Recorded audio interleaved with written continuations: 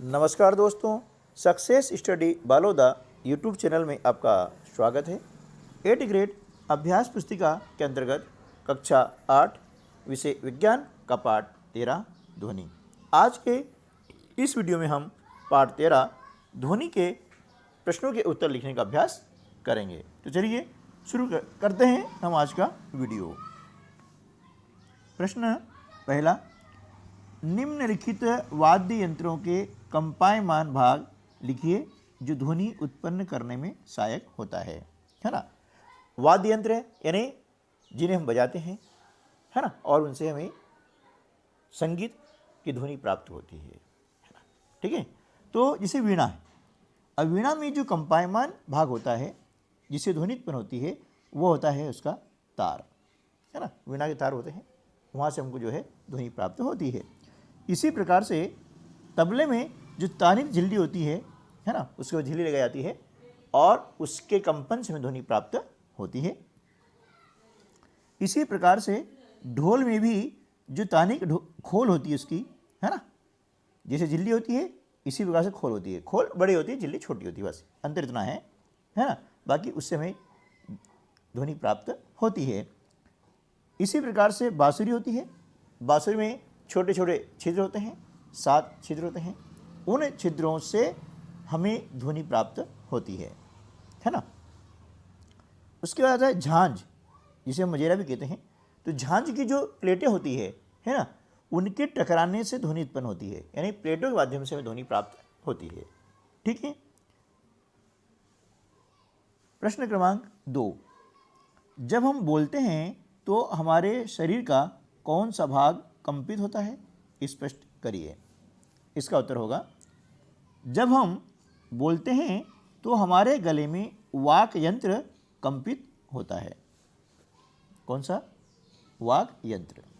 प्रश्न क्रमांक 3, मान लीजिए निर्वात में घंटी बज रही है, क्या आप आवाज़ सुन पाएंगे? कारण से समझाइए।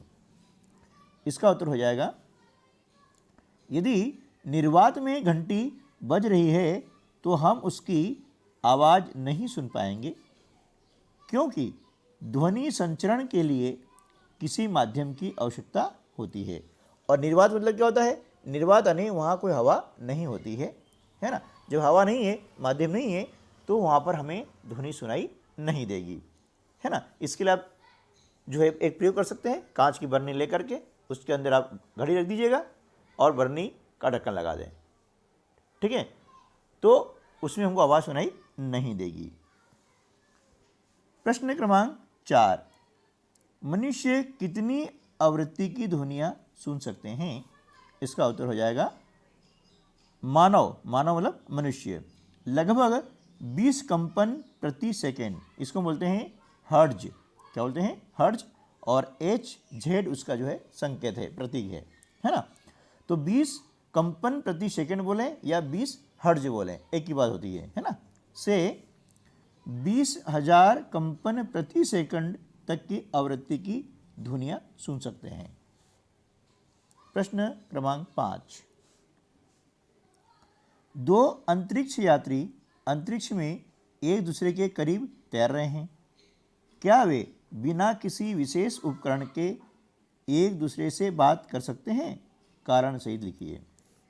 इसका उत्तर हो जाएगा, 2 अंतरिक्ष यात्री अंतरिक्ष में बिना किसी विशेष उपकरण के एक दूसरे से बात नहीं कर सकते हैं, क्योंकि अंतरिक्ष में वायु नहीं होती है ना, और ध्वनि संचरण के लिए किसी माध्यम की आवश्यकता होती है।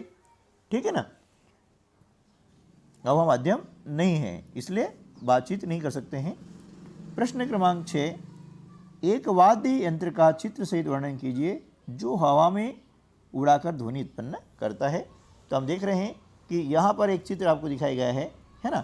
इस चित्र में थर्मोकोल की गेंद जो है वह कंपायमान गिलास को स्पर्श करते हुए ध्वनि उत्पन्न करती है। ठीक है ना। इस प्रकार से इस चित्र में थर्मोकोल की गेंद कंपायमान गिलास को स्पर्श करते हुए ध्वनि उत्पन्न करता है। ठीक है। प्रश्न क्रमांक 7 आ जाएगा, चित्र सहित समझाइए कि ध्वनि का संचरण द्रव में होता है। इसके लिए हम क्या करते हैं कि एक स्नान टब में पानी भर करके अपने एक हाथ में एक छोटी घंटी लेते हैं और उसे हिलाते हैं और टब की दीवारों को न छूते हुए जल की सतह पर ध्वनि सुनते हैं। अब इसके लिए चित्र की हम बात करें तो चित्र इस प्रकार से बना सकते हैं। एक टब लिया हमने, ये पानी का टब लिया है और उसके अंदर हमने इस प्रकार से पानी का निशान लगा दिया है, ठीक है ना। और यहाँ पर हमने क्या किया है, एक घंटी ली है ना। एक घंटी इस प्रकार की ले सकते हैं, कोई सी भी घंटी ले सकते हैं, ठीक है ना। और घंटी की आवाज़ को हम क्या करेंगे, इस टब के ऊपर कान लगा के सुनते हैं, है ना। तो हमें घंटी की आवाज़ सुनाई देती है। तो ध्वनि का संचरण ठोस, द्रव और गैस तीनों में होता है, ठीक है ना। इस प्रकार से प्रश्न क्रमांक 8, संगीतमय ध्वनि एवं शोर में अंतर स्पष्ट करिए। इसका उत्तर हो जाएगा, सुस्वर ध्वनि वह है जो कानों को सुखद लगती है, जैसे हारमोनियम व सितार के तार द्वारा उत्पन्न ध्वनि सुस्वर ध्वनि है, ठीक है। सुस्वर मतलब वही संगीतमय ध्वनि है जो हमें कर्णप्रिय होती है, जबकि अप्रिय ध्वनियों को शोर कहते हैं, है ना। जैसे बस, ट्रक आदि के हॉर्न की ध्वनि, है ना, किसी वाहन की तेज आवाज़, वो हमें क्या लगती है, शोर लगती है, ठीक है ना। प्रश्न क्रमांक 9, ध्वनि प्रदूषण क्या है? ध्वनि प्रदूषण के प्रमुख कारणों का उल्लेख कीजिए। इसका उत्तर हो जाएगा, वातावरण में अत्यधिक या अवांछित ध्वनियों को ध्वनि प्रदूषण कहते हैं।